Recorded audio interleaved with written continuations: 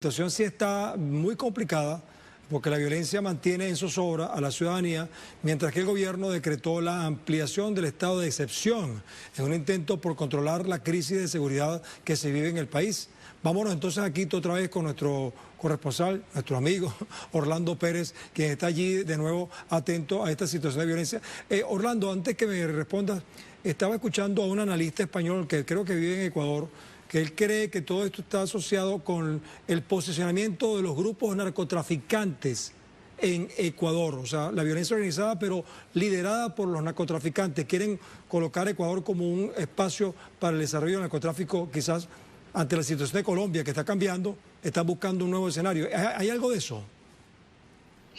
¿Qué tal, Luis Guillermo? Un saludo especial para ti, por supuesto que sí. Buena parte de la situación que se vive actualmente en el Ecuador tiene una explicación, digamos, por triple vía. La primera, evidentemente, a través del narcotráfico se han ido gestando algunos procesos de cooptación de instituciones y de altos mandos de la policía, y algunos mencionan incluso hasta de las Fuerzas Armadas. Pero concretamente el tema de la policía, el propio embajador de Estados Unidos lo señaló y denunció la existencia de narcogenerales. A partir de eso, incluso se quitó la visa a policías, a militares y a funcionarios del sistema judicial. Alrededor de 360 visas Estados Unidos retiró porque consideraba desde su perspectiva de que existen vinculaciones con el narcotráfico. Esa sería una explicación que da cuenta de esta realidad muy compleja, muy difícil, y que no solamente se explica por los motines carcelarios.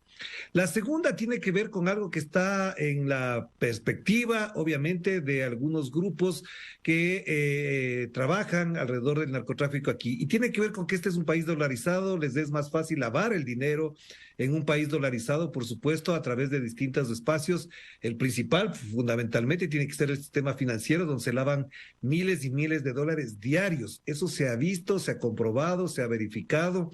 y obviamente esto genera una economía paralela, alternativa o subterránea, como la quieran llamar, que de alguna manera tiene además su caldo de cultivo en la crisis económica, en la falta de empleo que existe en el Ecuador, y también en la caída de la producción y de la productividad en el Ecuador, que eso es clave también para entender la crisis económica en su manera estructural. Y una tercera tiene que ver con que el gobierno del señor Guillermo Lasso desmanteló todo el sistema judicial y de seguridad e inteligencia que había implementado el gobierno de Rafael Correa, que además empezó con Lenín Moreno, por supuesto, la del desmantelamiento. Esto da cuenta de que no hay capacidad operativa, no hay capacidad de respuesta ni de prevención con respecto a esto, y por esa razón, en alguna medida, también se explica que la acción de las bandas criminales tiene mucha más fluidez o mucha más comodidad para actuar en estos momentos. Por lo tanto, esto está bien planteado en ese sentido, y particularmente me parece a mí que es la suma de esos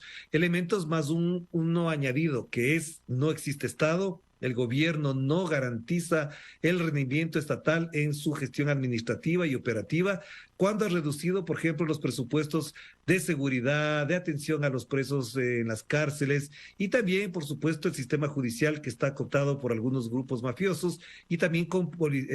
jueces y fiscales que, si no se pliegan a eso, pues son asesinados por el crimen organizado, Luis Guillermo. Orlando, pero fíjate tú, después de haber visto lo que pasó en Colombia, donde la crisis colombiana, todos sabemos que es multifactorial, y cómo el gobierno de Gustavo Petro ha ido logrando avanzar positivamente, ¿qué grupos políticos en Ecuador pudieran tener una propuesta alternativa al de Guillermo Lasso que se asome como una opción para cambiar las cosas favorablemente?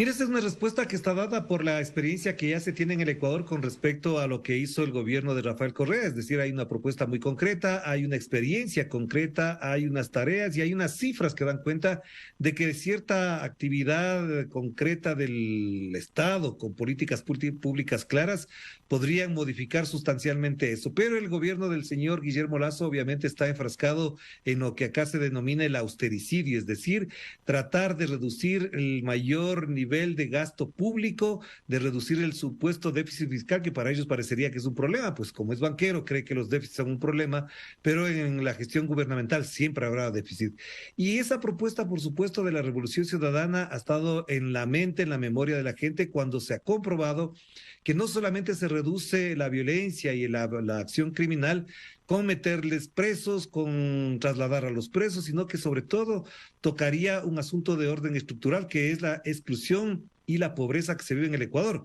Esto no quiere decir que los pobres sean de naturaleza criminal o que por esa razón se ponen a delinquir, sino que es el motivo permanente que tienen las bandas criminales para cooptar a jóvenes con sumas altas de dinero, como se vivió, por supuesto, en Colombia, para acciones concretas de investigación, de espionaje, de sicariato, por pagos que pueden ir de 300 a 3,000 o 5,000 dólares, y que esa plata, por supuesto, le cae perfecto a la gente que está desempleada o que sin poder ingresar a la universidad, pues tiene otras opciones y otras tareas que realizar. Así que el tema es mucho más complejo. Los analistas, los expertos en temas de seguridad siempre han dicho que el Ecuador iba por un buen camino, a tal punto que el propio gobierno de los Estados Unidos en su momento felicitó al ministro del Interior de aquel entonces, el señor Serrano, que fue uno de los puntales de la lucha contra el crimen organizado, que además garantizó que los niveles de violencia y de muertes violentas cayeran a los niveles más bajos de la historia ecuatoriana. Muchas gracias, Orlando. Entonces, siempre atento al diagnóstico y al avance del análisis en esta situación ecuatoriana que esperemos que más temprano que tarde se resuelva. Vámonos ahora a Estados Unidos.